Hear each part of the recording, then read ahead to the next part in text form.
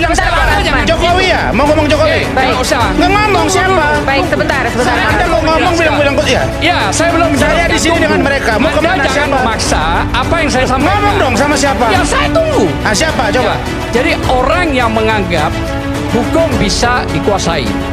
Siapa? Ya silakan. Lah, Itu ngomong dong siapa yang menguasai hukum sekarang? Lu Anda menyebar fitnah di sini. sampai detik ini Siapa? proses ini yang terjadi tidak ada kejelasan.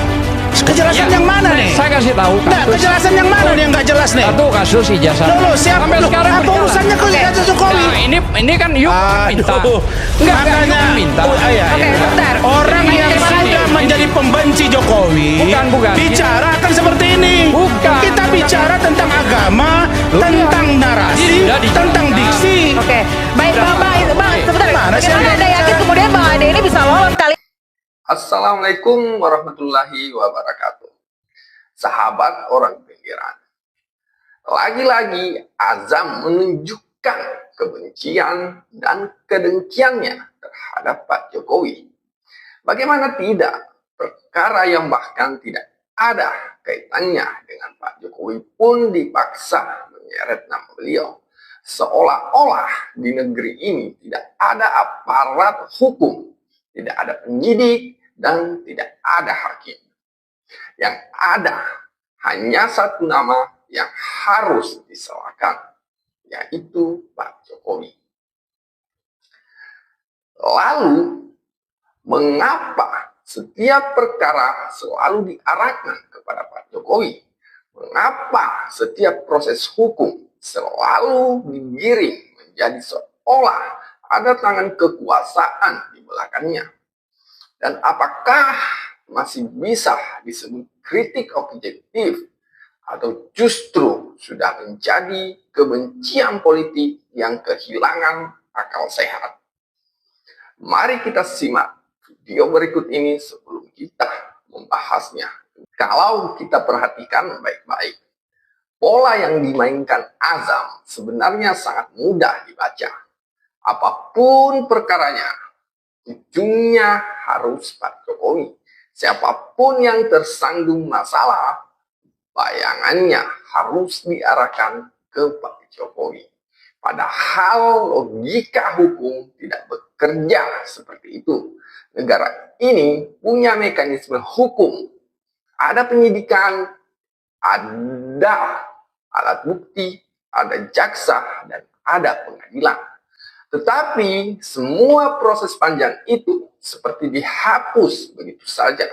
Hanya demi membangun narasi bahwa semuanya dikendalikan oleh satu orang. Dan menurut saya, inilah yang sangat berbahaya dalam demokrasi kita. Karena ketika seorang yang dikenal sebagai pengacara lebih sibuk menggiring opini dibanding menjelaskan substansi hukum, maka kita akhirnya tidak diajak berpikir jernih, melainkan diajak memelihara kecurigaan politik tanpa batas. Yang lebih ironis lagi, orang-orang seperti Azam ini sering berbicara tentang demokrasi dan keadilan. Tetapi di saat yang sama, mereka justru merusak kepercayaan masyarakat terhadap demokrasi dan penegakan hukum itu sendiri. Sebab kalau semua keputusan hukum selalu dituduh sebagai skenario penguasa, lalu untuk apa ada pengadilan? Untuk apa ada hakim? Dan untuk apa ada proses pembuktian? Atau jangan-jangan hasil hukum hanya dianggap benar kalau sesuai dengan keinginan mereka sendiri. Inilah yang menurut saya menunjukkan bahwa persoalannya bukan lagi soal hukum, tetapi soal rasa benci yang terlalu besar kepada Pak Jokowi. Karena orang-orang yang sudah dipenuhi kedengkian biasanya tidak lagi melihat fakta secara objektif. Semua hal akan dipaksa cocok dengan narasi yang ingin dipercayai. Dan kita harus mulai cerdas membaca pola seperti ini.